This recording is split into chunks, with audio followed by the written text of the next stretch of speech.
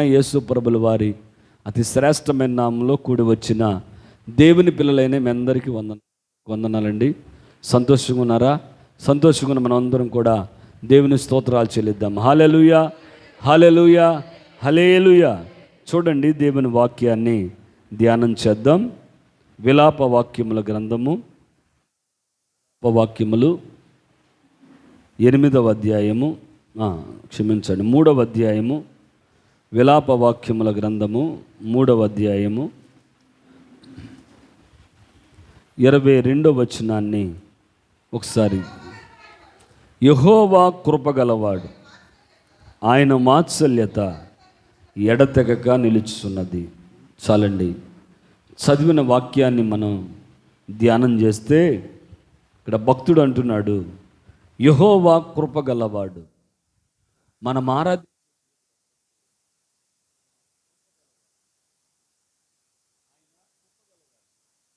ప్రభు చెప్తున్నారు, ఆయన కృపగలవాడు, యెహోవా కృపగలవాడు, ఆయన వాత్సల్యత ఎడతెగక నిలుచుచున్నది. దేవుడు, మనం ఆరాధించే దేవుడు ఎలాంటి వాడంటే ఆయన కృపను అనుగ్రహిస్తాడు. ఎవరెవరికి ఏ కృప ఇవ్వాలో, ఎవరెవరి జీవితాల్లో ఎంత కృప అనుగ్రహించాలో దేవుడు అంత కృపను అనుగ్రహిస్తాడు. కృప అనేది ఉచితమే, కానీ కృప అనేది ఏదో చౌకగా దొరికేది కాదు. కృప అనేది ఉచితం, దేవుడిచ్చేది. ఒక అయోగ్యుణ్ణి యోగ్యునిగా చేసేది కృప. పనికిరాని వాణ్ణి ఒక పనికొచ్చే పాత్రగా చేసేది కృప. ఏమండి, ఈ కృప ఒక్కొక్కరికి ఒక్కొక్క కృప దేవుడు అనుగ్రహిస్తాడు. మనం బైబిల్ గ్రంథంలో చూస్తే కృప అనేది అందరూ పొందుకుంటారు. దేవుని కృప లేకుండా ఏ నరుడు బ్రతకలేడు. కానీ ఈ కృపలో ఒక ప్రత్యేకమైన కృప, అధికమైన కృప. కొంతమంది జీవితాల్లో అధికమైన కృప పొందుకుంటారు, కొంతమంది అందరి వలె కృపను పొందుకుంటారు. మనం బైబిల్ గ్రంథంలో చూస్తే ఒకసారి చూడండి, మత్తయి సువార్త 5వ అధ్యాయం, మత్తయి సువార్త 5వ అధ్యాయం 45వ వచనాన్ని చదువుదాం. ఆయన చెడ్డవారి మీదను మంచివారి మీదను తన సూర్యుని ఉదయింపజేసి నీతిమంతుల మీదను అనీతిమంతుల మీదను వర్షము కురిపించు. అది ఆయన మంచితనం. కృప అందరికి ఇస్తాడు, అది ఆయన మంచితనం. ఇక్కడ అంటున్నాడు, నీతిమంతుల మీదను అనీతిమంతుల మీదను వర్షము కురిపించును. చెడ్డవారి మీదను మంచివారి మీదను ఆయన సూర్యుని ఉదయింపజేస్తాడు. అది ఆయన మంచితనం, ఆయన కృప. అది అందరికీ కృప అనుగ్రహిస్తాడు. ఇది సాధారణమైన కృప, ఇది సాధారణమైన కృప. మనం బైబిల్ గ్రంథంలో చూస్తే యేసు ప్రభు వారి శిష్యులు 12 మంది ఉన్నారు. ఆ 12 మందిని దేవుడు ఏమండి అందరికీ కృప అనుగ్రహించాడు. వీరందరిలోకెల్లా ఉన్నతమైన కృప అనుగ్రహించింది, ఒక ప్రత్యేకమైన కృప అనుగ్రహించబడిన వాడు ఎవరంటే ఆయన చేత ప్రేమించబడిన శిష్యుడైన యోహాను. దేవుని స్తోత్రాలు చెప్దాం. హల్లెలూయా. అందరికీ ప్రభు యొక్క రొమ్మును ఆనుకునే ఆ భాగ్యం లేదు. అందరూ ప్రభుతోనే ఉంటున్నారు, ప్రభుతోనే సహవాసం చేస్తున్నారు, ప్రభుతోనే వారు అడుగులు వేస్తున్నారు. కానీ వీరందరూ దేవుని కృప పొందుకున్నారు. మనుషులందరికంటే వారు ఎక్కువ కృపను పొందుకున్నారు. ఆయనతో గడిపే భాగ్యం, ఆయనతో జీవించే భాగ్యం, ఆయనతో నడిచే భాగ్యం, ఆయనతో భోజనం చేసే భాగ్యం, ఆయనతో నివసించే భాగ్యం ఈ 12 మంది పొందుకున్నారు. కానీ వీరందరిలో కల్లా ఎక్కువ కృప పొందుకున్న వారు ఎవరంటే పరిశుద్ధుడైన యోహాను గారు. ఆయన యేసు ప్రభువు రొమ్మున ఆనుకునే అంత కృప పొందుకున్నాడు. అంటే కృప ఎవరెవరికి ఎంత ఇవ్వాలో అందరికీ ఒకే రకంగా కృప అనుగ్రహించబడదు. ఏమండి, నీతిమంతుల మీదను అనీతిమంతుల మీదను వర్షము కురిసించబడినట్లుగా పాపులను ఏమండి పరిశుద్ధులకు ఏమండి ఒకే రకమైన కృప అనుగ్రహించబడదు. అందరికీ కృప అనుగ్రహించబడుద్ది, కానీ ఒక ప్రత్యేకమైన కృప, ఒక శ్రేష్టమైన కృప మన జీవితాల్లో. ఇక్కడ చూడండి, ఒకసారి మరొక మాట చూడండి. యాకోబు రాసిన పత్రిక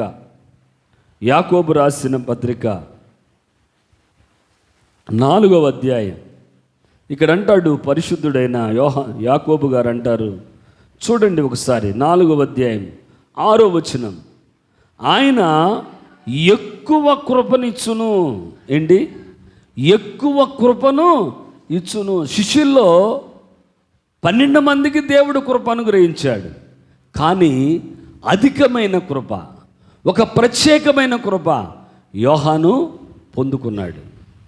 ఈ ప్రత్యేకమైన కృప యోహాను గారు పొందుకున్నారు. శిష్యుల్లో యోహాను గారు యేసు రొమ్మును ఆనుకుని ఆయన గుండె శబ్దాన్ని వినే ఆ ప్రత్యేకమైన కృప ఏమండి యోహాను గారు అనుభవించారు. మన జీవితంలో కూడా అందరిలాగా అన్యజనులాగానే ఏదో దేవుడు కృప అనుభవించడం కాదు, కానీ ఇక్కడ అంటున్నాడు భక్తుడైన యాకోబు గారు అంటున్నాడు, దేవుడు ఎక్కువ కృపను, ఆయన ఎక్కువ కృపను ఇచ్చును. ఏమన్నాడండి? ఆయన ఎక్కువ కృప ఇచ్చును. ఈ ప్రత్యేకమైన అధికమైన కృప మనము పొందాలంటే, ఈ ఎక్కువ కృపను మనము పొందాలంటే మనమేం చేయాలి? ఈ ఎక్కువ కృప, ప్రత్యేకమైన కృప, ఏమండి 11 మంది శిష్యులు పొందిన కృప కంటే 12వ వాడైన యోహాను పొందిన ఆ కృప, యేసు రొమ్మున ఆనుకునే కృప, యేసు కొరకు మరణించే కృప, యేసు కొరకు సాక్షిగా నిలిచే కృప, యేసు కొరకు అయ్యండి సజీవ సాక్షిగా బ్రతికే కృప మనము పొందుకోవాలంటే ఎవరు ఈ ఎక్కువ కృపను, ఎవరు ఈ ప్రత్యేకమైన కృపను పొందుకుంటారు? ఇక్కడ అంటున్నాడు యాకోబు గారు, ఆయన ఎక్కువ కృపనిచ్చును, అందుచేత దేవుడు అహంకారులను ఎదిరించి దీనులకు కృప అనుగ్రహించును. దేవుని స్తోత్రాలు చెప్తాం. ఈ ఎక్కువ కృప ఎవరికి అనుగ్రహించబడుద్దంటే, ఈ ప్రత్యేకమైన కృప ఎవరికి అనుగ్రహించబడుతుందంటే దీనులకు కృప అనుగ్రహించబడుద్ది. అహంకారులను దేవుడు ఎదిరిస్తాడు. అంటే అహంకారులకు దేవుడు కృపను అనుగ్రహించడు. నాది నేను కాబట్టి నేను చేస్తాను, నా వలన అవుతుంది, నేను కదా అన్న అహంకారమైన దృష్టితో ఉన్నవాడు దేవుని కృపను పొందలేడు. నేను కాబట్టి ఇది చేశా, నా వలన కాబట్టి ఇది అయినది. ఒకరోజు బబులోను సామ్రాజ్యాన్ని పరిపాలిస్తున్న నెబుకద్నెజర్ రాజు అతడు కట్టిన ప్రాకారం మీద నడుచుకుంటూ వెళుతున్నాడు.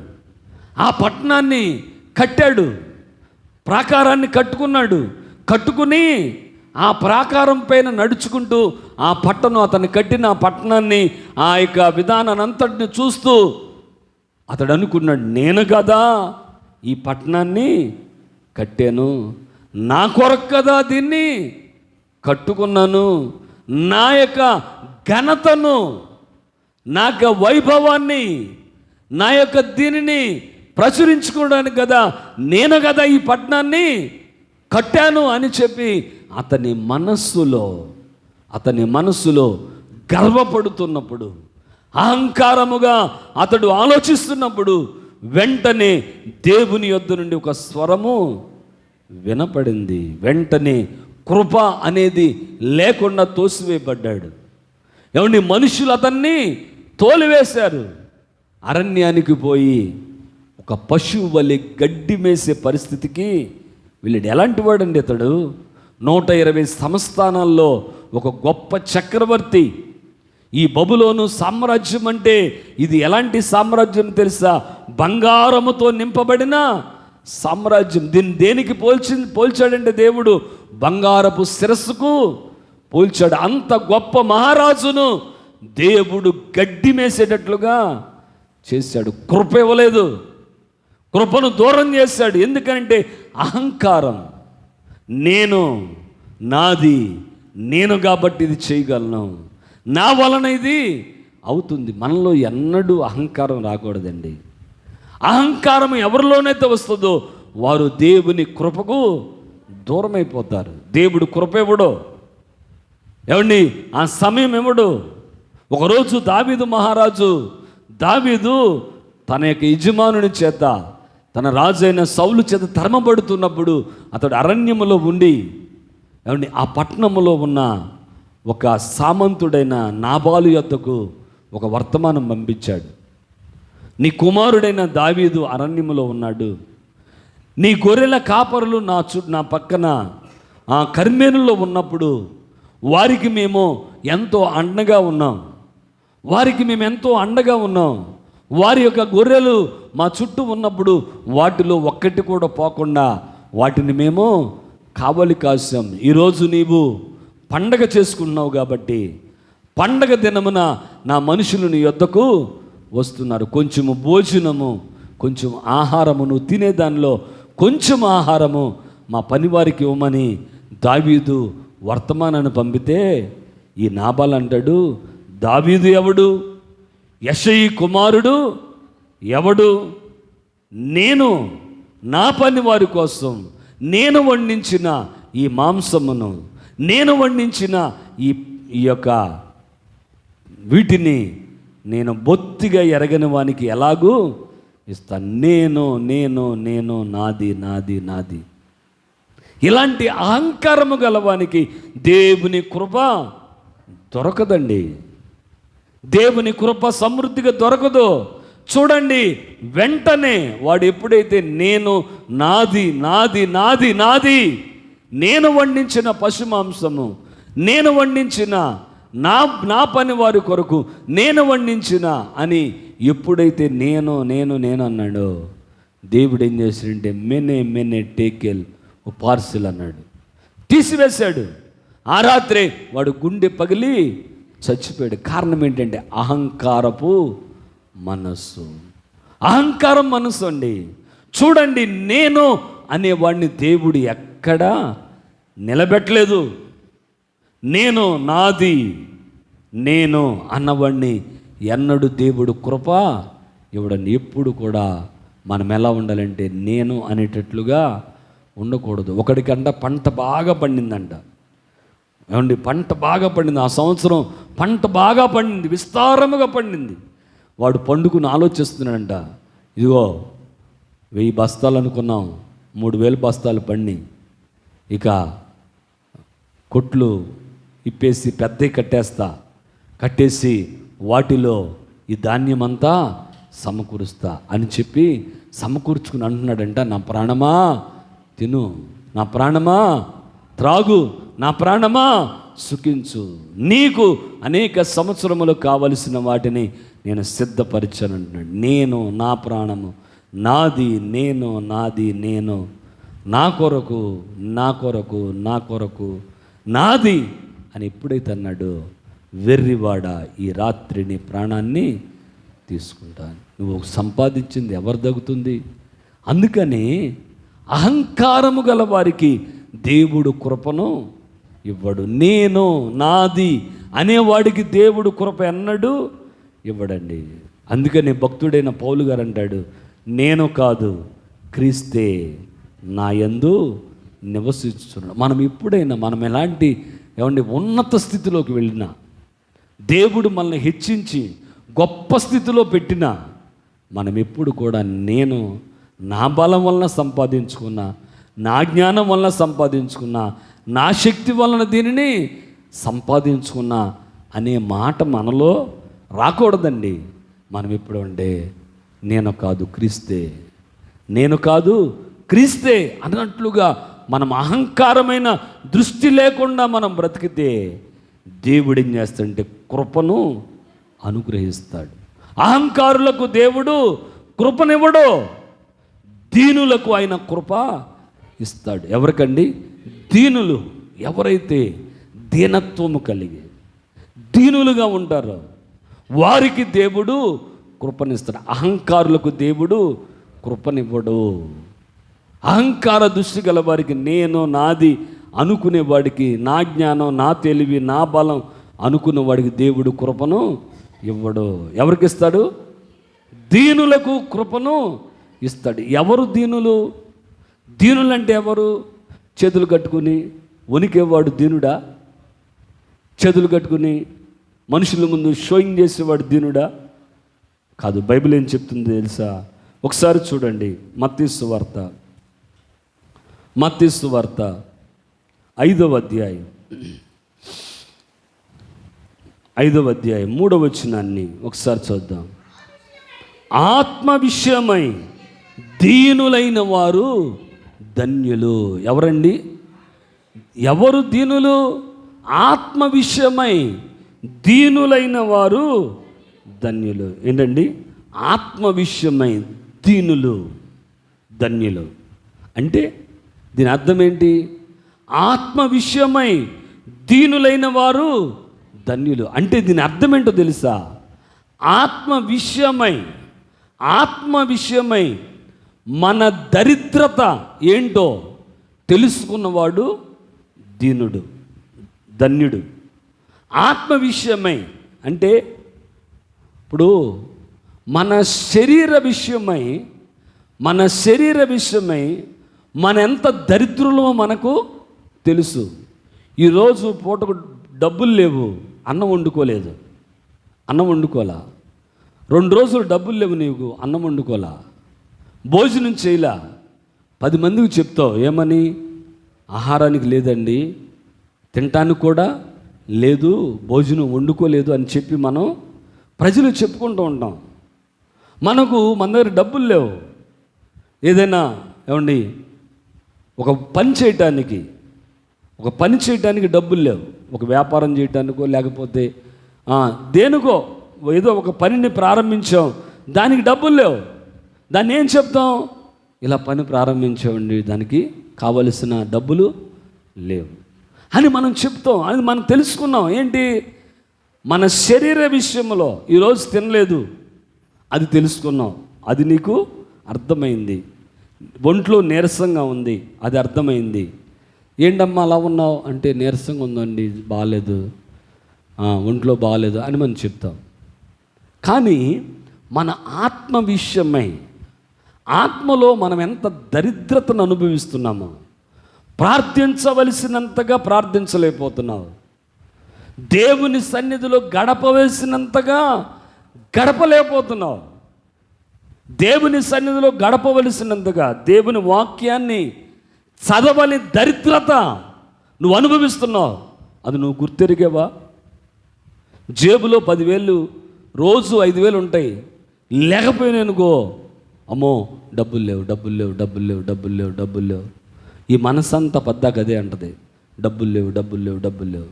ఈరోజు బైబిల్ చదవలేదు, ఒక్కసారన్నా నీ మనస్సాక్షి నేను గద్దించిందా? ఒక్కసారన్నా నీ మనస్సాక్షిగా ఈరోజు బైబిల్ చదవలేదు, ప్రార్థన చేయలేదు, దేవుని సన్నిధిలో గడపలేకపోయాను, దేవుని సన్నిధిలో ఆయనకి ఇవ్వాల్సిన సమయాన్ని నేను ఇవ్వలేకపోయాను అని నీ మనస్సు నీకు తెలియజేసిందా? ఇదే మన జీవితాలు. ఎవరు దీనులంటే ఆత్మ విషయమై మనం ఎంత దరిద్రత అనుభవిస్తున్నామో అది తెలుసుకున్నవాడు దీనుడండి. దీనుడు, ధన్యుడు కాదు, దీనుడు. ఆత్మ విషయమై మనం ఎంత దారిద్ర్యతను అనుభవిస్తున్నామో అది తెలుసుకున్నవాడు దీనుడు. ఇలాంటి ఆత్మ విషయమై దరిద్రతను అనుభవిస్తున్నాను అని ఎవడైతే తెలుసుకుంటాడో వాడు దీనుడు. మరి నీ జీవితంలో ఎంతకాలమైంది బైబిల్ చదివి, దేవుని వాక్యాన్ని చదివి ఎంతకాలమైంది? ప్రార్థన చేసి ఎంత సమయం ప్రార్థన చేస్తున్నావు? పట్టుమని 1 గంట ప్రార్థన చేయగలుగుతున్నావు రోజుకి? పట్టుమని 1 గంట దేవుని సన్నిధిలో ఒంటరిగా దేవుని సన్నిధిలో గడిపే అనుభవంలోకి నువ్వు రాగలుగుతున్నావా? దేవుని సన్నిధిలో గంట సేపు ఒంటరిగా కుటుంబ ప్రార్థన అవసరం. అంతకంటే ముఖ్యంగా వ్యక్తిగత ప్రార్థన చాలా అవసరం. వ్యక్తిగత ప్రార్థనలో మన హృదయ స్థితిని దేవుని సన్నిధిలో మనము తెలియచేస్తాం. ఎవరు దీనులంటే ఆత్మీయంగా మనం ఏ స్థితిలో ఉన్నామో అది తెలియటమే దీనత్వం. పౌలు గారు మొట్టమొదట ఆయన రక్షింపబడి మారు మనసు పొందిన తర్వాత పౌలు గారు అంటాడు, ఒకసారి చూడండి దేవుని వాక్యంలో నుండి, అంటే ఆత్మీయ స్థితి యొక్క తెలుసుకోవటం ఎలాగంటే ఒకసారి చూడండి దేవుని వాక్యంలో నుండి కొరింథీయులకు రాసిన మొదటి పత్రిక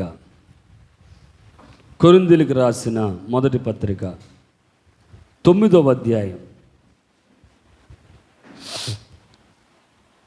9వ అధ్యాయం మొదటి వచనం, నేను స్వతంత్రుడను కానా, నేను అపోస్తలుడను కాదా, మన ప్రభువైన యేసును నేను చూడలేదా, ప్రభువునందు నా పనికి ఫలము మీరు ఏమంటున్నాడండి? పౌలు గారు ఏమంటున్నాడు? నేను అపోస్తలుడను కానా, నేను అపోస్తలుడేగా, నేను అపోస్తలుడను కాదా, నేను ప్రభువుని చూడలేదా? ఈయన చెప్పేది వాస్తవమే. ఆయన అపోస్తలుడే, ఆయన ప్రభువుని చూచాడు. ఈయన అంటున్నాడు, ఈయన ఆత్మీయ స్థితిని మనము ఒక్కసారి ఆలోచన చేస్తే, నేను అపోస్తలుడను కాదా, నేను ప్రభువుని చూడలేదా, ప్రభువునందు నా పనికి ఫలము మీరు కాదా, ఇతరులకు నేను అపోస్తలుడను కాకపోయినను మీ మట్టుకని నేను అపోస్తలుడనై ఉన్నాను, ప్రభువునందు అపోస్తలత్వమునకు ముద్రగా ఉన్నవారు మీరు కారా. ఇక్కడ చూడండి, నేను అపోస్తలుడను అని చెప్పుకుంటున్నాడు పౌలు గారు. ఏమని చెప్తున్నాడండి? నేను అపోస్తలుడను అని ఆయన చెప్పుకుంటున్నాడు. ఆ తరువాత పౌలు గారు ఏమని చెప్పారంటే, చూడండి ఒకసారి ఎఫెసీయులకు రాసిన పత్రిక 3వ అధ్యాయం 11వ వచనం చదవండి అమ్మా.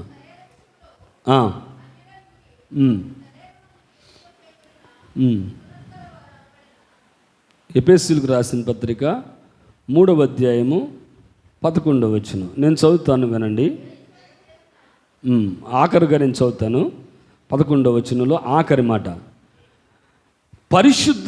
పరిశుద్ధులలో అత్యల్పుడనైన నాకు ఈ కృప అనుగ్రహించి. ఇక్కడ పరిశుద్ధులలో ఒకటి ఫస్ట్ ఏమన్నాడు ఆయన?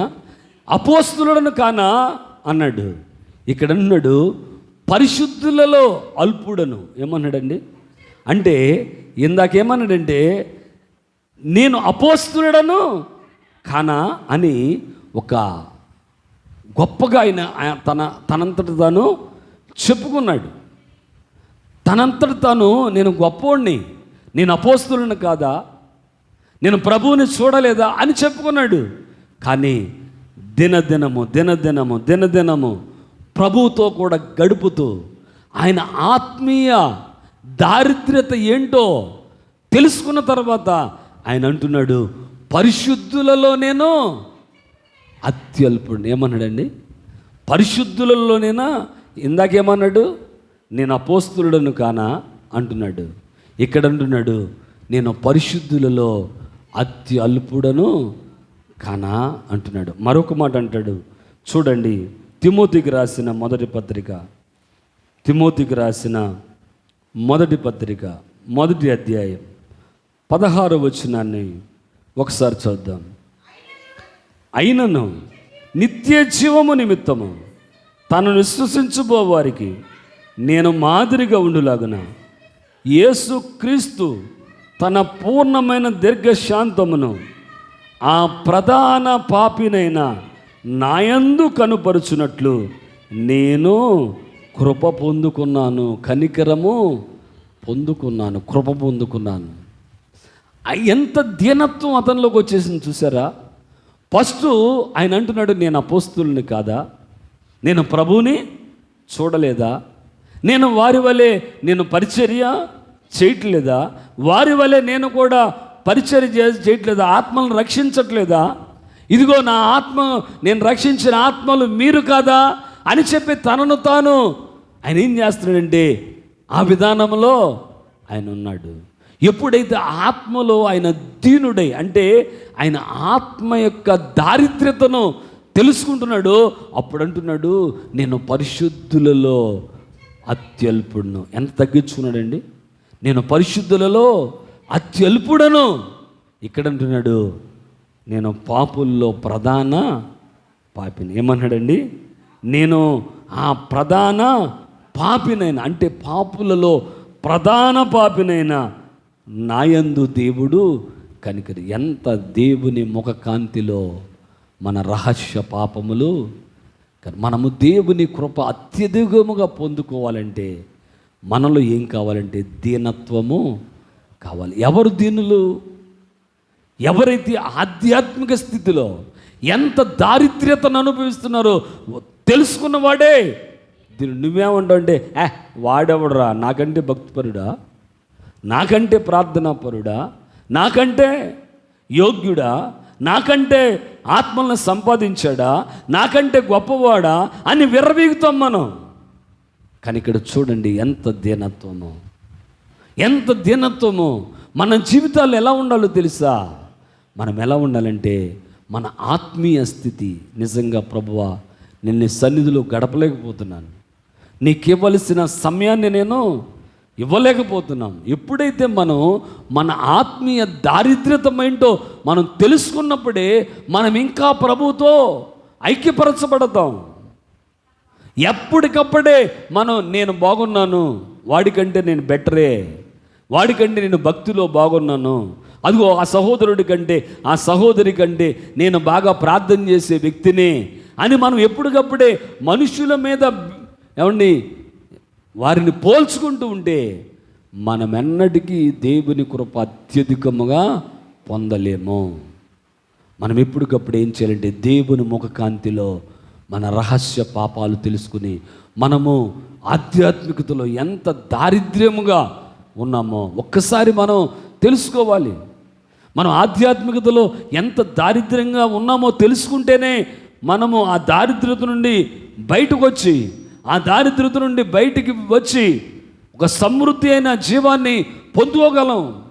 కృప వెంబడి కృపను పొందుకోగలం. ఎప్పటికప్పుడే నువ్వు అదే నేను బాగున్నాను, నేను బాగున్నాను, నేను బాగున్నాను అని ఎప్పటికప్పుడే మనం మనల్ని ఏమండి అలా శబాష్ అనుకుంటూ ఉన్నాం అనుకో, మన జీవితాల్లో ఎన్నటికీ దీనులము కాలేము. ఇక్కడ అంటున్నాడు ఏమండి, దేవుడు కృపను ఎవరికి అనుగ్రహిస్తాడంటే అహంకారులను ఎదిరించి దీనులకు అయిన కృప అనుగ్రహిస్తాడు. దీనులంటే ఎవరంటే ఆధ్యాత్మిక విషయంలో ఎంత దారిద్ర్యత అనుభవిస్తున్నావు. నిజంగా నీకేమైనా అర్థమవుతుందా? ఆధ్యాత్మిక విషయంలో నువ్వు ఎట్లా ఉన్నావో ఎప్పుడైనా అవగాహన చేసుకున్నావా? నువ్వేమనుకున్నావు తెలుసా?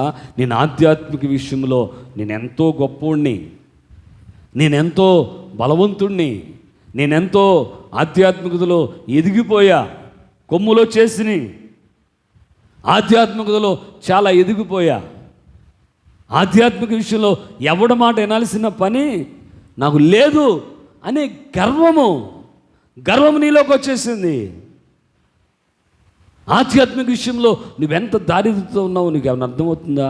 నువ్వు అనుకున్నావు నేనెంతో ఆధ్యాత్మిక విషయంలో ధనవృద్ధి చేసుకున్నా. చూడండి ఒకసారి ప్రకటన గ్రంథంలో ఒకసారి చూడండి, దేవుని వాక్యాన్ని చూడండి. 3వ అధ్యాయం 15వ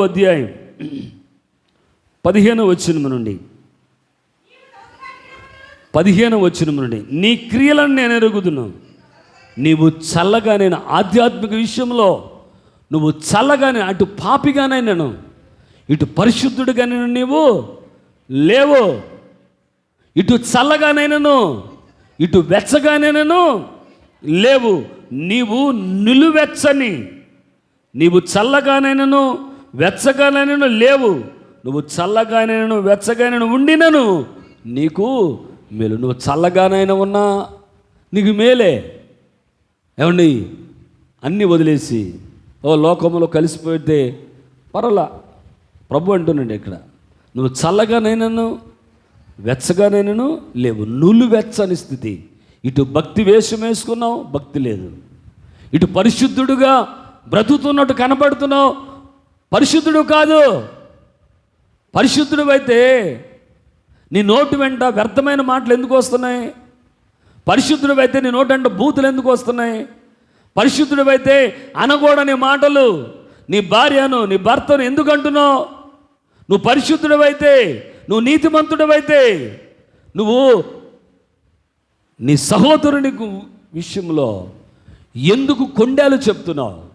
నువ్వు పరిశుద్ధుడు అయితే ఎందుకు లేనిపోయిన మాటలు మాట్లాడుకుంటున్నావు? నువ్వు నిలువెచ్చగా ఉన్నావు. ఇక్కడ అంటున్నాడు ప్రభు, నువ్వు నిలువెచ్చని స్థితిలో ఉన్నావు. ఇక్కడ అంటున్నాడు, నువ్వు వెచ్చగానూ చల్లగానే ఉండక నిలువెచ్చగా ఉన్నావు కనుక నేను నిన్ను నా నోట నుండి ఉమ్మి వేస్తా. ఏమన్నాడండి? అప్పటి వరకు నిన్ను ఎక్కడ పెట్టుకున్నానంటే నా నోటిలో పెట్టుకున్నా. ఎక్కడ పెట్టుకున్నాడండి దేవుడు? నోటిలో పెట్టుకున్నాడు. నోట్లో పెట్టుకున్నాడు. నీకు ఎంతో చక్కగా నిన్ను ఎక్కడ పెట్టుకున్నాడు? తన నోటిలో భద్రపరిచాడు. ఇక్కడ అంటున్నాడు, నేను నా నోటి నుండి ఉమ్మి వేస్తా. ఏమన్నాడండి?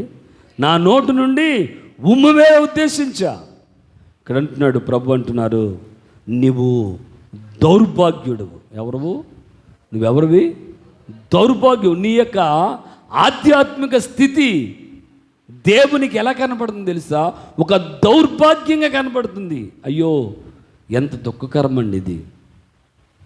మన ఆధ్యాత్మిక స్థితి ఎంతకాలం భక్తి చేసి ఒక దౌర్భాగ్యుడిగా కనపడటమా? ఇక్కడ చూడండి, ప్రభు అంటున్నారు, నీవు దౌర్భాగ్యుడవు, నీవు దిక్కుమాలిన వాడవు. ఎలాంటి పరిస్థితిలో ఉన్నావు? ఆధ్యాత్మికతలో నువ్వు ఒక దౌర్భాగ్యుడిగా ఉన్నావు. దౌర్భాగ్యమైన క్రియలు జరిగిస్తున్నావు. ఒక దౌర్భాగ్యుడవు నువ్వు ఒక దిక్కుమాలిన వాడవు. నువ్వు దిక్కుమాలిన వాడవు. నీవు దరిద్రుడవు. ఏంటి? నువ్వు దరిద్రుడవు, గుడ్డివాడవు, దిగంబరివై ఉన్నావు. ఎలా ఉన్నాడు? దిగంబరి. దౌర్భాగ్యుడు, దిక్కుమాలినవాడు, దరిద్రుడు, గుడ్డివాడు, దిగంబరివై ఉన్నావని ఎరుగక, ఏమన్నాడండి? ఎరుగక నువ్వు నీ ఆధ్యాత్మిక జీవిత విధానంలో ఎంత దౌర్భాగ్యంగా ఉన్నావో నువ్వు ఎరగలేకపోతున్నావు. నువ్వు ఎలా దీనుడు అవుతావు? ఎలా దీనుడు అవుతావు? ఇక్కడ అంటున్నాడు, నువ్వు ఎరుగక నువ్వు అనుకుంటున్నావంట నేను ధనవంతుణ్ణి. ఏమనుకున్నావు? ఆధ్యాత్మిక జీవితంలో నేనెంతో ధనవంతుణ్ణి, నేనెంతో ధనవృద్ధి చేసుకున్నాను. ఏమన్నానండి? నేనెంతో ధనవృద్ధి చేసుకున్నాను, నాకేమీ కొదువలేదని నీవు చెప్పుకొనుచున్నావు. ఆధ్యాత్మిక విషయాల్లో అనేకులు ఇలాంటి స్థితిలోనే ఉన్నారండి. ఏదో అందరిలాగా భక్తి చేస్తున్నారు, అందరిలాగా మందిరానికి వస్తున్నాం, అందరిలాగా ఏదో కాసేపు ప్రార్థన చేసుకుంటున్నాం. నిజంగా నీ ఆధ్యాత్మిక జీవితం ఎంత పతనమైపోయిందో, ఎంత దౌర్భాగ్యమైపోయిందో. ఒక అన్యజనుడు కూడా మాట్లాడిన మాటలు మాట్లాడుతున్నావే, ఒక అన్యజనుడు తలంచని తలంపులు నువ్వు తలిస్తున్నావే, ఒక అన్యజనుడు కూడా బిహేవియర్ చేసినట్లుగా నువ్వు బిహేవ్ చేస్తున్నావే. ఇది ఎంత దౌర్భాగ్యం! ఇది నీ ఆధ్యాత్మిక విషయంలో ఎంత పతనావస్థకు వెళ్ళిపోయావో ఏమైనా అర్థమవుతుందా? మనల్ని మనం పరిశీలన చేసుకోవాలండి. ప్రతి నిత్యము దేవుని వాక్యానికి మన జీవితాన్ని ఎదురు పెట్టుకుని మనం ఎలా ఉంటున్నాం, మన జీవితం ఎలా ఉంటుంది, మనం ఎలా ఉంటున్నాం, మన కుటుంబంలో, మన ఇంటిలో, మన బిడ్డల మధ్య, మన భార్య మధ్య, మన ఇంటిలో మన జీవిత విధానం ఎలా సాగుతుంది అనేది మనం అర్థం చేసుకోకపోతే ఇక అన్నిటికీ నీకేంటి సంబంధం? నువ్వు అనుకుంటున్నావు నేను ధనవృద్ధి చేసేసుకున్నా, ఏం పర్లేదు, అందరికంటే నేనే ముందు బాప్తిసం తీసుకున్నా, భూమి పుట్టక ముందు పుట్టాను, ఉపయోగం ఏంటి మనకు? మనం అనుకుంటున్నాం జీవితంలో ధనవృద్ధి చేసుకున్నాం అనుకుంటున్నాం. లేదు, ధనం లేదు, ఏమాత్రం పేదవారిగానే ఉన్నాం.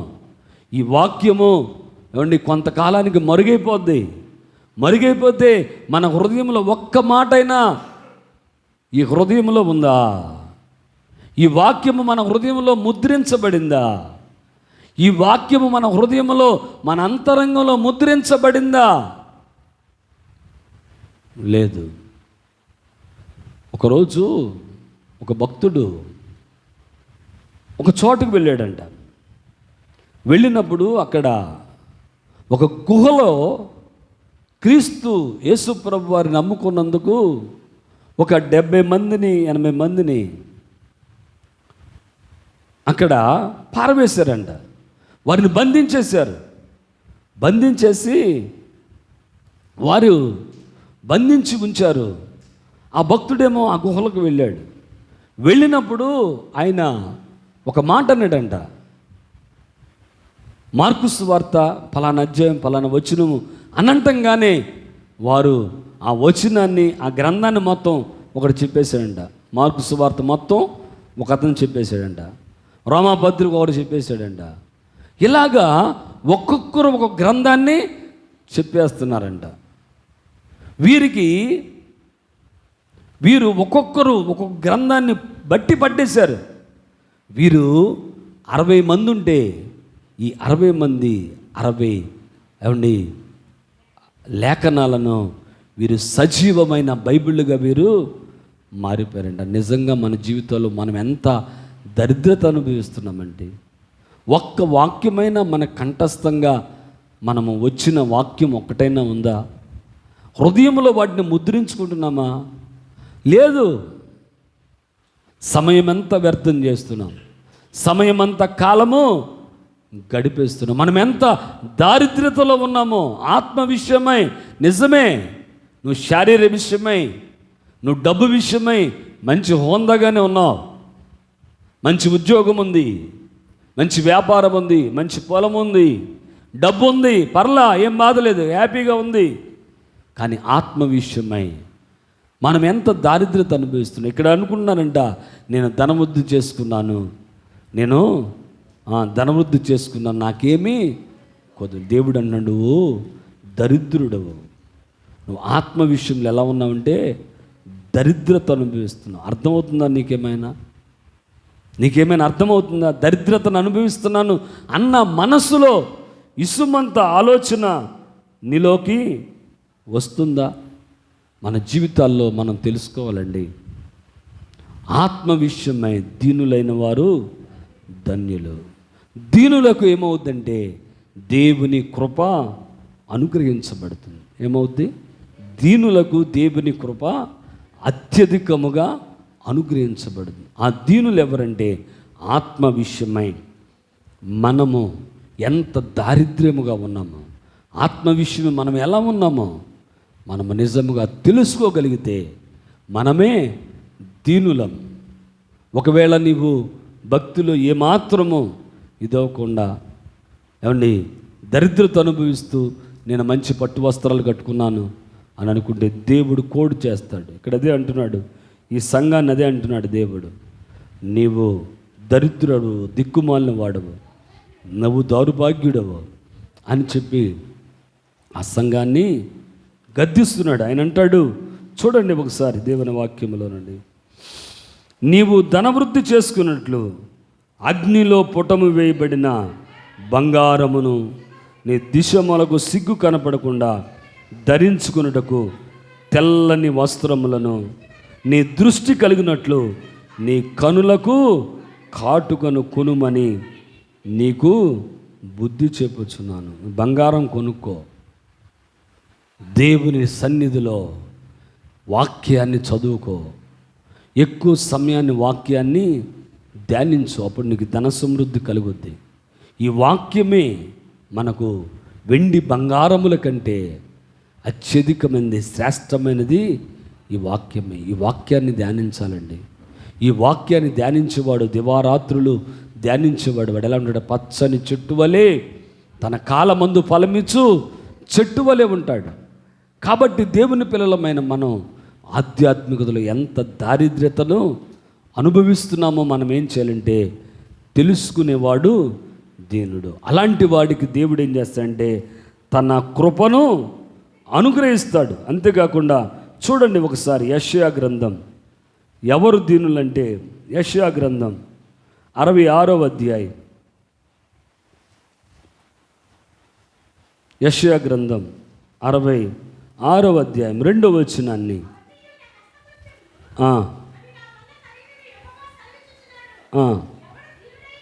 ఎవడు దీనుడై నలిగిన హృదయము గలవాడై నా మాట విని వణుకుచుండును వానినే నేను దృష్టి ఉంచాను. అందరూ వింటారు దేవుని మాట, విన్నోడు ఎవరున్నారు? మీరందరూ వింటున్నారుగా, వాక్యం బోధించబడుతుంది, అందరూ వింటున్నారుగా. కానీ దేవుని మాట విని వణికే వారు ఎంతమంది ఉన్నారు? దేవుని మాట వినిన వెంటనే ఆ మాటకు విని వణికేవారు ఎంతమంది ఉన్నారు? ఎవరైతే దేవుని మాట విని ఆ మాటకు వణుకుచుంటాడో, అమ్మో ఇలా మాట్లాడితే దేవుని శాపం వస్తుందేమో, ఇదిగో ఈ అపవిత్రతలకు వెళితే దేవుడు నాకు దూరం అయిపోతాడేమో, ఇదిగో ఈ పాపపు పని నేను చేస్తే దేవుని కృప నాకు దూరం అయిపోద్దేమో, ఇదిగో ఇది చూస్తే దేవుని కృప నాకు దూరం అయిపోద్దేమో అని మనం ఏం చేయాలి తెలుసా? దేవుని మాటకు వనకాలి. ఏం చేయాలండి? నా మాట విని వణుకుచుండును ఎవడు దీనుడై నలిగిన హృదయం గలవాడు. నా మాట విని దీనుడు ఏం చేస్తాడంటే వణుకుతాడు, దేవుని మాటకు వణుకుతాడు. దేవుడి మాట చెప్పటంగానే దాన్ని వింటాడు. కానీ ఈనాడు దేవుని మాటకు వణుకేవాళ్ళు లేరండి. సేవకులు అట్లా చెప్తారులే, అయ్యగారులు అట్లాగే బోధిస్తారులే, ఇవన్నీ ఎవడు పాటిస్తాడు, ఇవన్నీ ఎలా చేస్తాము, ఇదంతా ఎలా కుదురుద్ది అని ఆ మాటలు ఏం చేస్తారంటే పెడ చెవిన పెట్టేస్తారు. ఒకరోజంట ఒక చాకలైనా, బట్టలు ఉతికి అయినా చాకలైనా బట్టలు ఉతకటానికి రేవుకి వెళ్ళాడంట. రేవుకి వెళ్ళి బండ మీద బట్టలు ఉతుకుతున్నాడంట. ఉతుకుతుంటే ఆ బండ కింద కొన్ని కప్పలు ఉన్నాయంట. ఏంటయ్యి? కప్పలు. ఆ కప్పలు ఉన్నాయంట. బండకేసి ఆయన ఆ వ్యక్తి కొడుతూ ఉన్నప్పుడు ఆ కప్పలని ఒక మూలన దాక్కుని ఉన్నాయంట. అక్కడున్న ఒక కొత్త కప్ప ఎగిరిగిరి పడుతుందంట. ఏం చేస్తుంది? ఆ సౌండ్కి ఎగిరిగిరి పడుతుందంట. ఎగిరిగిరి పడుతుంటే ఎగిరిగిరి భయపడుతూ ఎగిరిగిరి పడుతుందంట. అప్పుడు పక్కన ఉన్న పాత కప్పలని అంట, ఎందుకు అలా భయపడుతున్నావు? ఆయన వస్తాడు, చాకలైన వస్తాడు, ఆయన బట్టలో ఒక గంట సేపు ఉతుకుతాడు, వెళ్ళిపోతాడు. తర్వాత మన జీవితం మందే, మన బ్రతుకు మందే. ఏం భయపడద్దు, మేము ఎప్పటి నుంచో ఇక్కడే ఉన్నాంగా, మేము అట్లాగే ఉంటున్నాము. ఆయన వస్తాడు, కాసేపు ఉతుకుంటాడు, పోతాడు, తర్వాత మన జీవితం ఇలా అయిపోతున్నారు ప్రజలు. ఎన్ని మాటలున్నా, ఏమండి దేవుడు తనతో మాట్లాడుతూ ఉన్నా వణికే స్వభావం లేదండి. ఇదిగో ఈరోజు దేవుడు నాతో మాట్లాడాడు, ఇదిగో ఈ జీవితాన్ని నేను ఇలా కట్టుకోవాలి, ఈ బ్రతుకుని ఇలా నేను కట్టుకోవాలి అన్న ఈ స్వభావం లేదు. ఈ దీనులుగా ఉండేవాళ్ళు ఎవరంటే దేవుని వాక్యాన్ని విని వణుకుతారండి, వణుకుతారు, దేవుని మాటకు భయపడతారు. ఈనాడు భయపడేవాళ్ళు లేరండి, దేవుని మాటకు భయపడేవాళ్ళు లేడు. అవసరమైతే దేవుని మాటకు సెటైర్లు వేసేవాళ్ళు ఉన్నారు, కానీ దేవుని మాటకు విని వణికేవాడు లేడు. దేవుని పిల్లలమైన మనం ఎలా ఉంటాయి? అలా దేవుని మాటకు ఎవడైతే విని వణుకుచుంటాడో వాడికి దేవుడు కృప అనుగ్రహిస్తాడు. వాడు దీనుడు. ఎవడు దీనుడు? దేవుని మాట విని వణుకుతూ ఉంటాడు. అమ్మో ఈ పాపం చేస్తే, ఈ అపవిత్రతలోకి వెళ్తే దేవుడు నాకు దూరం అయిపోతాడేమో, దేవుని కృప దూరం అయిపోద్దేమో అని ఎప్పటికప్పుడే భక్తిని జాగ్రత్తగా కాపాడుకుంటాడు. వాడు దీనుడు. అందుకని దేవుని కృప వాని మీద ఉంటుంది. దేవుని కృప ఎవరి మీద ఉంటుంది? దీనుల మీద ఉంటుంది. ఆ దీనులు ఎవరంటే, ఒకటి దేవుని సన్నిధిలో మనం ఎంత భక్తిలో, పరిశుద్ధతలో ఎంత దరిద్రత, ఆధ్యాత్మికలో ఎంత దరిద్రత అనుభవిస్తున్నామో తెలుసుకున్నవాడు దీనుడు. దేవుని వాక్యాన్ని విని వణికుచుండేవాడు దీనుడు. ఎవరండి? దేవుని వాక్యాన్ని విని వణికేవాడు దీనుడు. అమ్మో, ఈ అపవిత్రతలో చేయి పెట్టకూడదు. ఏమండి, షడ్రకు, మిషకు, అబేద్నెగోలు, దానియేలు వారి దేశంలో లేరు, పరాయి దేశంలో ఉన్నారు. వారు యవనస్తులు పరాయి దేశంలో ఉన్నారు. అయినా దేవుని వాక్యానికి వణికేవాళ్ళు. అమ్మో, ఈ అపవిత్రమైన దాన్ని ముట్టుకుంటే దేవుని శాపం వస్తుందేమో, ఈ అపవిత్రమైన దాన్ని ముట్టుకుంటే నేను అపవిత్రుడైపోతానేమో, తాకటానికి కూడా, దాన్ని తినటానికి కాదు, ముట్టుకుంటే నేను అపవిత్రుడైపోతానేమో అని చెప్పి దాన్ని తాకకుండా తమ పవిత్రతను వారండి దీనులు. అలాంటి వారికండి దేవుడు కృప అనుగ్రహిస్తాడు. అంతేగాని అందరూ ఏమండి ఇది అంటారు చూసారా, కులంతో కొర్నేలెస్ ఏమండి అందరితో అన్నట్టు, ఇలాగా అందరితో కలిసిపోయి, జీవితంలో అందరితో కలిసిపోయి దేవుని వాక్యాన్ని పక్కన పెట్టేసి జీవితంలో జీవిస్తే ఎలా దేవుని కృప అధికముగా మనం అనుభవించగలం? మనం ఎలా ఉండాలంటే దేవుని వాక్యాన్ని వణుకుచూ ఉండాలి. వాక్యం విన్నాం, దాని ప్రకారం మనం అడుగులు వేయటం నేర్చుకోవాలి. అట్లాగే చెప్తారులే అనుకుంటే నువ్వెన్నటికీ బాగుపడవు, అట్లాగే మాట్లాడతారులే అనుకుంటే నువ్వెన్నటికీ దేవుని కృప పొందుకోలేవు. మన జీవితాల్లో ఎప్పటికప్పుడే దేవుని మాట విని వణుకుచుండాలి. వాక్యం చదువుతున్నప్పుడు దేవుడు మనతో మాట్లాడితే మనం వెంటనే దేవునికి లోబడాలండి. దేవునికి లోబడాలి, దేవుని వాక్యానికి లోబడాలి. మాట్లాడిన వెంటనే లోబడాలి, మాట్లాడిన వెంటనే లోబడి వాక్యానికి విధేయులమై అవ్వాలి. అలాంటి వారు దీనులు, వారికి దేవుడు కృపను అనుగ్రహిస్తాడు. మరొక మాట చూద్దాం, చూడండి. హెబ్రీలకు రాసిన పత్రిక 12వ అధ్యాయం 14వ వచనాన్ని ఒకసారి చూద్దాం, చూడండి. అందరితో సమాధానమును పరిశుద్ధత కలిగి ఉండుటకు ప్రయత్నించుడి. పరిశుద్ధత లేకుండాను ఎవడును ప్రభువును చూడలేడు. మీలో ఎవడైనను దేవుని కృపను పొందకుండా తప్పుబోదునేమో అనియు, చెదైన వేరు ఏదైనా మొలచి కలవరపరుచుట వలన అనేకులు అపవిత్రులైపోదురేమో. ఎవరికి దేవుని కృప అనుగ్రహించబడుద్దంటే పరిశుద్ధులకు దేవుని కృప అనుగ్రహించబడుద్ది. ఎవరికండి? పరిశుద్ధులకు. పాపం అంటుకోకుండా, అపవిత్రత అంటుకోకుండా పరిశుద్ధులుగా ఉండే వారికి దేవుని కృప ఏమండి కుమ్మరించబడుద్ది. మన జీవితాల్లో అన్ని విషయాల్లో పరిశుద్ధత ఉండాలి. ఓన్లీ బట్టలు మార్చుకోవటం వలన మాత్రమే పరిశుద్ధత రాదు. హృదయం మారాలి. ఏం మారాలి? వస్త్రాలు కాదు, హృదయాన్ని మార్చుకోవాలి. వస్త్రం మార్చుకున్నంత మాత్రాన పరిశుద్ధులు మావో. ఏం మార్చుకోవాలంటే హృదయాన్ని మార్చుకోవాలి. మన బిహేవియర్ మార్చుకోవాలి, మన పద్ధతులు మార్చుకోవాలి, మనం చేసే పరిస్థితులు మార్చుకోవాలి. అంతేగాని వస్త్రాలు మార్చుకున్నంత మాత్రాన పరిశుద్ధులము కాము. అక్కడ ఉండమ్మా, పరిశుద్ధులము కాము. కాబట్టి దేవుని పిల్లలమైన మనం వస్త్రాలు కాదు కానీ హృదయాలను మార్చుకోవాలి. ఎవరికి దేవుని కృప అనుగ్రహించబడుతుందంటే, దేవుని కృప ఎవరికి అనుగ్రహించబడుతుందంటే పరిశుద్ధులకు మాత్రమే దేవుని కృప అనుగ్రహించ. అపవిత్రమైన క్రియలు చేస్తూ, అక్రమమైన క్రియలు చేస్తూ మేమో దేవుని పిల్లలమని చెప్పుకుంటే దేవుని కృప అనుగ్రహించబడదు. మన బిహేవియర్లో పరిశుద్ధత కావాలి. బిహేవియర్, నీ ఫోను వాడేటప్పుడు పరిశుద్ధత కావాలి. ఒంటరిగా నువ్వేం చూస్తున్నావు, ఒంటరిగా ఈ ఫోన్లో నువ్వేం చూస్తున్నావు, అది కావాలి.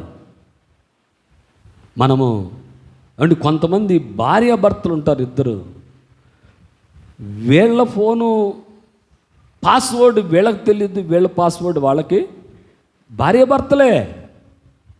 భార్యాభర్తలేనండి, కానీ ఆమె పాస్వర్డ్ ఈడికి తెలియదు, ఈయన పాస్వర్డ్ ఆమెకి తెలియదు. ఏం సీక్రెట్లు ఉంటాయి. నువ్వు ఫోను మాట్లాడేటప్పుడు కూడా చాటుకెళ్ళి ఫోన్ మాట్లాడుతున్నావు అంటే ఏదో అపవిత్రత నీలో ఉంది. చాటుగా నీ ఫోన్ నీవు ఉపయోగిస్తున్నావంటే ఏదో అపవిత్రత నీలో జరుగుతూ ఉంది. నువ్వు చాటుగా ఏమండి, దేవుని కన్నులు, నీ తల్లిదండ్రుల కళ్ళు నువ్వు మరుగు చేయొచ్చు, నీ భర్త కన్నులను నీవు మరుగు చేయొచ్చు. మీ దగ్గర ఉంచండి, మీ భర్త కన్నులను నీవు మరుగు చేయొచ్చు, కానీ దేవుని కన్నులను మనం మరుగు చేయలేము. దేవుని కన్నులను మనం మరుగు చేయలేమండి.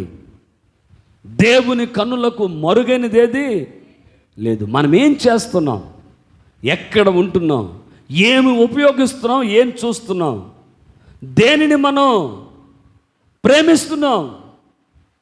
పరిశుద్ధత లేకుండా ఎవడు ప్రభువుని చూడలేదు. ఎవడు దీనుడంటే పరిశుద్ధుడైన వాడు దీనుడు, వానికి దేవుని కృప అత్యధికముగా అనుగ్రహించండి. పరిశుద్ధుడైన ఏమండి యోసేపు, ఆయనకి అంత కృప ఎలా అనుగ్రహించబడిందంటే తన జీవితంలో పరిశుద్ధతను కాపాడు. నువ్వెప్పుడైనా సరే తెలుసుకో, నీ ఫోన్ వాడేటప్పుడు నీ తల్లిదండ్రుల ముందు వాడు, నీ భర్త ముందు వాడు, నీ భార్య ముందు వాడు, అందరు ఉన్నప్పుడు వాడు.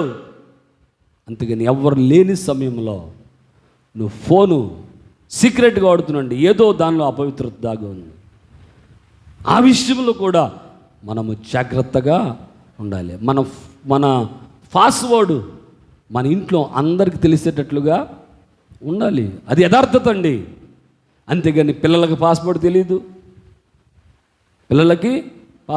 భర్తకు పాస్వర్డ్ తెలియదు, ఎవడికి పాస్వర్డ్, ఏం సీక్రెట్లు ఉన్నాయి, ఏం అపవిత్రత జరిగేస్తున్నావు నువ్వు దీనుడు అవ్వాలంటే ఏం చేయాలంటే అన్ని విషయాల్లో పరిశుద్ధత కావాలి, అన్ని విషయాల్లో పరిశుద్ధత రావాలి. మన జీవితాల్లో దేవుడు మనతో మాట్లాడతాడండి. మాట్లాడినప్పుడు లోపడాలి, పరిశుద్ధత రావాలి. అలాంటి వారికి దేవుడు ఏం చేస్తాడంటే కృపను అధికముగా విస్తరింపజేస్తాడు. నీ జీవితంలో పరిశుద్ధత కలిగి బ్రతికితే నీ యొక్క ఆధ్యాత్మిక స్థితి ఎంత హీనంగా ఉందో నువ్వు తెలుసుకోగలిగితే నువ్వు దీనుడవు, దేవుని కృప అనుగ్రహించబడుతుంది. కాబట్టి మన జీవితంలో అత్యధికమైన కృప దేవుడు అనుగ్రహించాలని కోరుకున్నాడండి. కృప వెంబడి కృప నువ్వు పొందుకోవాలని దేవుడు ఇష్టపడుతున్నాడు. మన జీవితంలో ఆ కృప పొందుకోగలవా? అలా పొందుకోవాలంటే మనం దీనులం అవ్వాలి. దీనులంటే ఎవరు? ఒకటి, ఆధ్యాత్మిక విషయంలో ఎంత దారిద్ర్యతలో మనం ఉన్నామో తెలుసుకుని ఆ దారిద్ర్యతను విడిచిపెట్టి ఐశ్వర్యంలోకి వెళ్ళటమే దేవుని దీనులండి. మన జీవితాల్లో దీనులు ఎవరంటే ఆయన మాట చెప్పిన వెంటనే విని ఈరోజు నుంచి ప్రభువా నా ఫోన్ విషయంలో కానీ నేను జాగ్రత్తగా ఉంటానయ్యా, ప్రభువా నా భక్తి విషయంలో నేను జాగ్రత్తగా ఉంటానయ్యా అని వెంటనే ప్రభువుకు లోబడి వెళ్ళంటే ప్రభువుకి ఇష్టమండి. రేపు చేస్తాను అనుకోకూడదు. ఎప్పుడు మన జీవితంలో ఏ సమయంలో ప్రభు మాట్లాడతాడో అప్పుడే, ఇదే రక్షణ దినం, ఇదే అనుకూల సమయం. మనము ఆ రీతిగా ముందుకు సాగగలిగితే దేవుని కృప అమితముగా అనుభవిస్తాం. అట్టి కృప పరిశుద్ధ ఆత్ముడు మనందరికీ దయచేయనుగాక. ఆమెనందరూ కూడా మోకరించండి, ప్రార్థన చేసుకుందాం. ఎవ్వరు కూడా మౌనంగా ఉండవద్దు. ఒక్క నిమిషం దేవుని సన్నిధిలో ప్రార్థన చేద్దాం. దేవుని కృపను పొందుకోవాలంటావా?